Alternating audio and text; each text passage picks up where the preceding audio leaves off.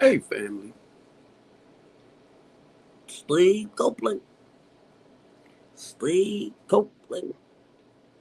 This is BMore's Real Team Talk Show.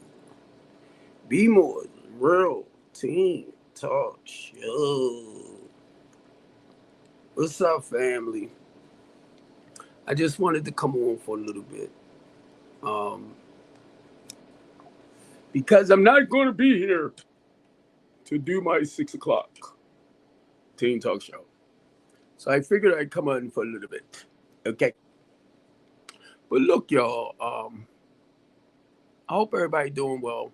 Baltimore City, TikTok family. I hope everyone is doing well. I wanted to record a little something so that I can send some little clips over later, you know, based around, the Teen Talk Show, the Couch Conversation Show. Now, like I said, this is personal for me, family. This is business for me. Okay.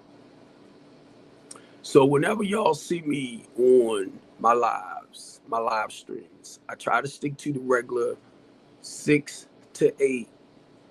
Only reason why, because I know, say like, I'm seeing locally, but I'm trying to get it to go syndicated as well. You get it? Now, and I know a lot of y'all might not care because it's not your business. I'm just telling y'all about state.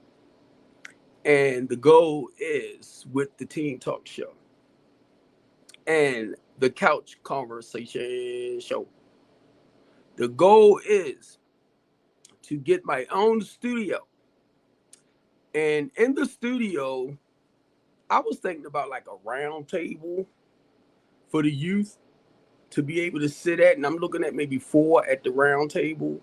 One, a host, counselor, right? Somebody young, like 25, 24, that can help our younger generation out.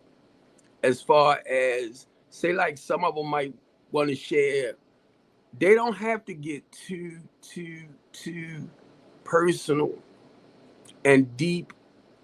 Now, if we have these conversations before the show start, that's excellent.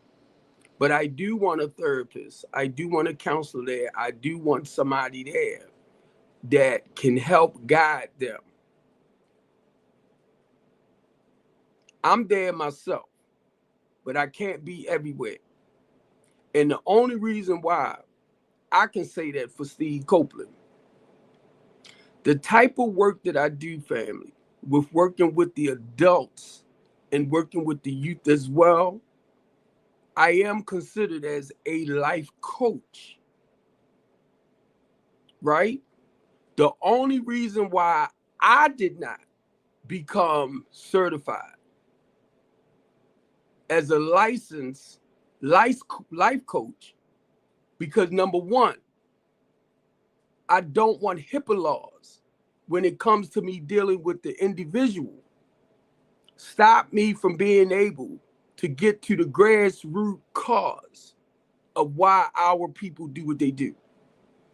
So basically what I'm saying, because I don't know, but what I'm saying when I say I don't know how far a counselor or therapist can go.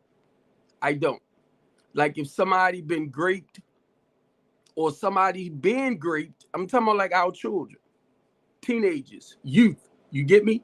Young adults who's dealing with those issues. How far can they go as far as when it comes to counseling them and teaching them how to work up out of those situations as far as mentally, emotionally, and spiritually? Do they design a program for them? Okay? Because this is actually what I do as a sponsor, as a person that done foster care as a person that was a foster care provider, right? I am licensed to work with our youth. What I cannot do, I will send them to the professionals. I'd rather do it anyway. But the goal is with me, keep in mind, family, as a person that teaches our people how to be honest with themselves, how to have faith in themselves, how to trust in themselves. The goal is encouraging you that when you go to a therapist, when you go to a counselor, when you talking with their PRP, I want you to be honest with them about what's happening to you. Because I know some people, because they don't know you, they don't trust you, they're prolonged being honest with you and telling you what's going on with them deep down inside. So my clients who comes through my housing program, the people that I sponsor, the men, the women, the mother with children, because anybody that signs up for the LaTanya D. Copeland House of Hope have to sign up for the mental health program. And they work with children, also family, around 7. They have to, the parents have to sign them up as well for the mental health program. And I know when I mention that word mental health, everybody think, ain't nothing wrong with me. I ain't crazy. I ain't this, I ain't that. That's not what I'm talking about. If your life is spiraling out of control, the goal is to help you get control back over your life. Even if you are a youth. And when I say that, I'm talking about the ones more between like 13, 19. Your life is spiraling out of control. You out there doing very, very, very destructive things. The goal is to help point your life in a more healthier and prosperous way. Okay? That's what I'm all about when it comes to helping our people.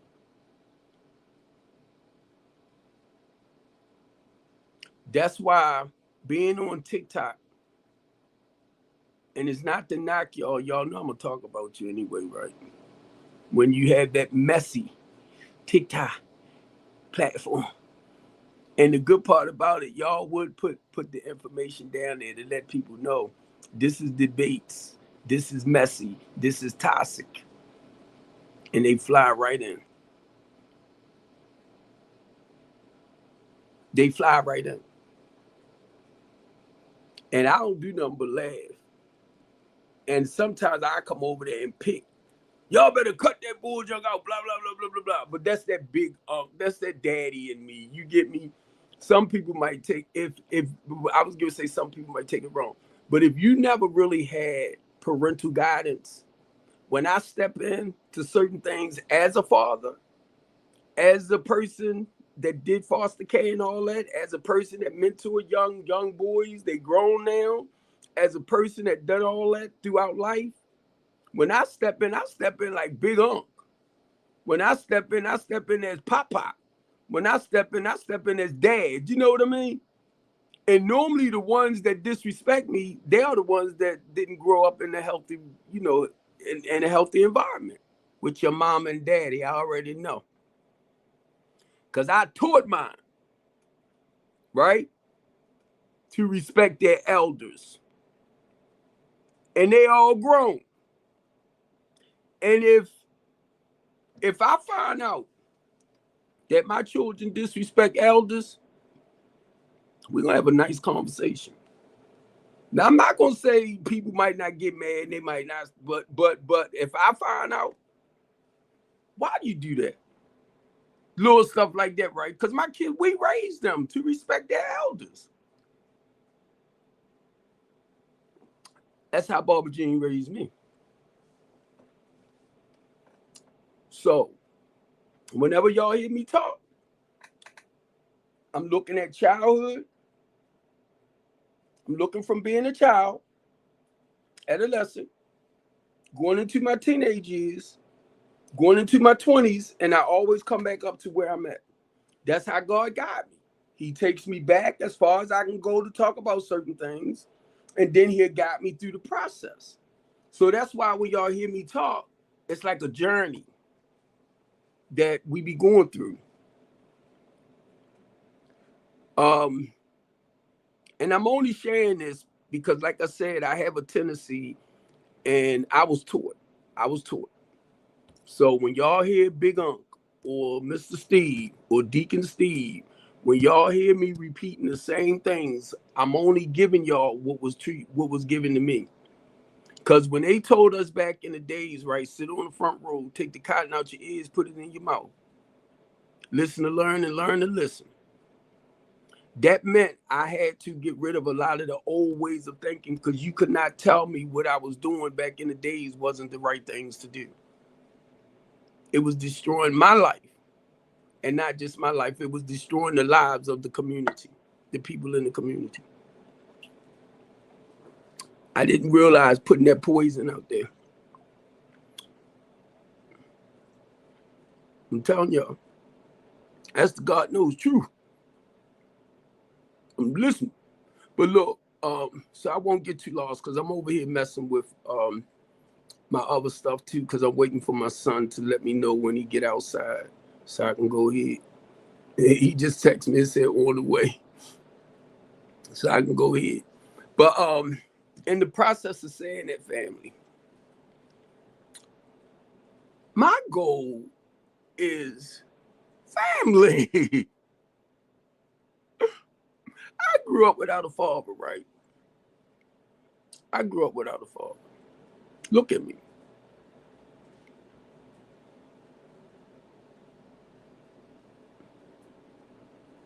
I grew up without a father. My mother taught me, men take care of their responsibilities. Look at me. You're looking at a man. You're looking at a very, very well-rounded, productive man. Thanks, Richard. You're looking at a well-rounded, productive man. You're looking at a God-fearing man.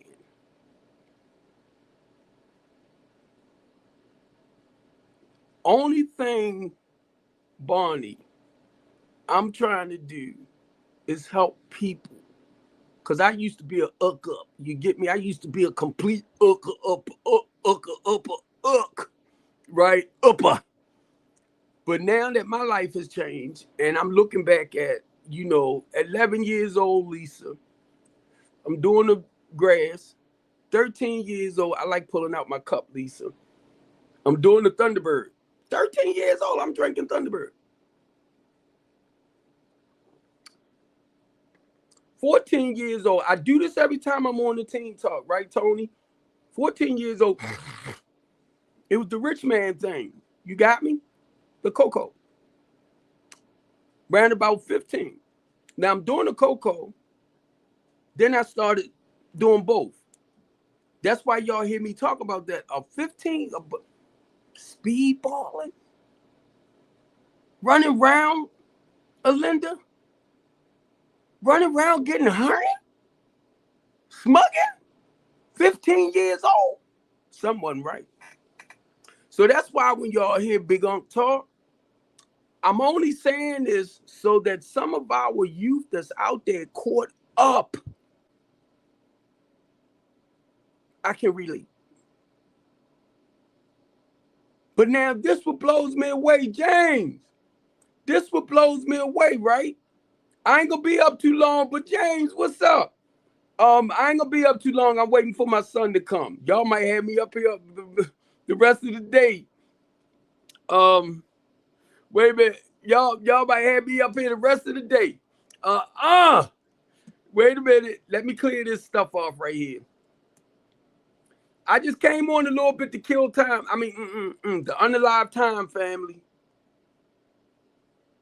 All right, but look, this is what this is what the conversation is about. Keeping life real. To thy own self be true. Now, see, these are the things I had to remind myself, Tanya. I got to remind myself, Steve, I don't care what you do. You can lie to everybody else. Y'all get me, Dixon? Y'all can lie to look, we can lie to everybody else, I'm trying to say, but you can't lie to yourself. So that's why I say what I say, family, because I had to learn to be honest with me. I had to learn to teach my children the same morals, values, and principles, qualities of life. OG, I'm getting ready to leave out in a little bit, bro. I just came up until my son come. And I just want to say this to, for a lot of y'all that don't know me, I am an ordained deacon, right? I'm an ordained deacon, Gap. I was called to go back out into the ministry. Into the streets, I'm sorry. And I'm not trying to push religion on to nobody, okay? Because I don't look at, I'm not a religious man. My journey is more spiritual than it is religious, right? Religion to me is the basis, like that foundation that we stand on, something to help us live by according to traditions and stuff like that. But I begin to grow more spiritually. And that's why when I talk, it's more like spiritual. It's a spiritual journey. It's about healing. So now, and this is what God did with me. He pulled me out of that darkness. Because I'm out of the darkness, it's like now I need you to go back into the community or come on the couch talk. Do the Be More Teen Talk show. I need you to get your voice out. You are my messenger. You get me, Gad? You get me, Holy Girl? I'm his messenger. And when I start running off in my mouth, Holy Girl, I can be, because I don't play. When it comes to us in general, as human beings, and then when you know who you fighting against, the principalities, or let me say, when I look at our politicians, when I look at the police force, I'm talking about the corrupt ones. I'm not talking about the ones that's doing the right things for the people. I'm talking about the ones that Adrian, I'm talking about the crooked ones. Isaac, I'm talking about the crooked mother freakies. Ones that don't want to see us prosper in life. The people in power. The people of authority. And be honest with y'all, I'm from Baltimore City, so they don't like when they see me coming. Now, mind you, I'm not ghetto. I'm not hood, Dixon. I ain't hood. You get me? But when I went to Teresa, when I got to address our leaders, I have to be conservative, but I let them know we ain't playing with y'all. But out of respect for their job, you get me? And what they do. We have a job to do too, family.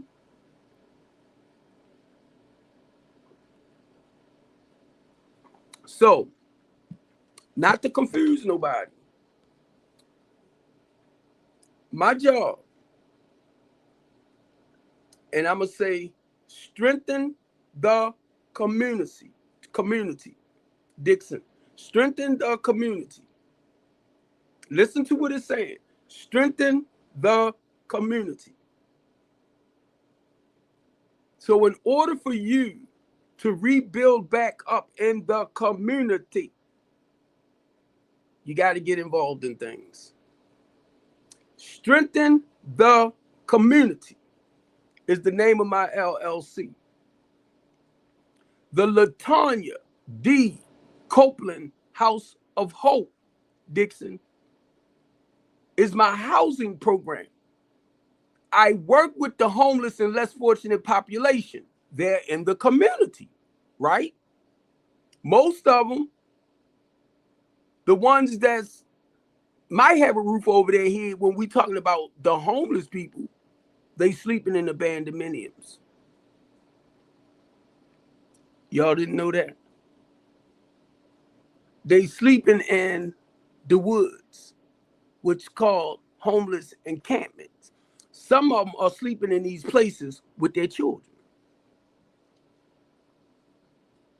It can be husbands, wives, children, because they hit across hard time. You get me? Somebody could have lost their job, if you understand what I'm saying. You used all of their funding, their resources. Where right now, they can't afford to pay rent, BGE, car payment, car insurance. So they reach out to the housing program. What I can't do, Dixon, I guide them to other programs. You know, that's the whole goal of us networking. So on top of me saying this to family, that's why I don't just talk about the adults, because I have to look at the youth as well that needs help. So that's why the name of my LLC, Strengthen the Community. Oh, I gotta go, y'all. Little Steve outside. I love y'all. They get ready to take me to dinner. And I just wanted to come on a little bit because I didn't really want to miss my 6 o'clock, but I am going to have to miss it. But I did do a little something. So I thank y'all. Tomorrow, God's will, family. And May need Monday, men's mental health. It's Mental Health Monday. All right. I am a man. Boy, what is you saying? Talking about 20 minutes. Okay, they're gonna put a 20 right there. Monday, men's mental health Monday. Now, I want our men to learn to be true to thyself and understand it's okay. It's okay to hurt. It's okay to cry. It's okay to scream. It's okay to, excuse me, y'all, to yell out. It still does, that doesn't make you less than a man. So for right now, thank y'all. Thanks for the support. I love y'all. I got to get out.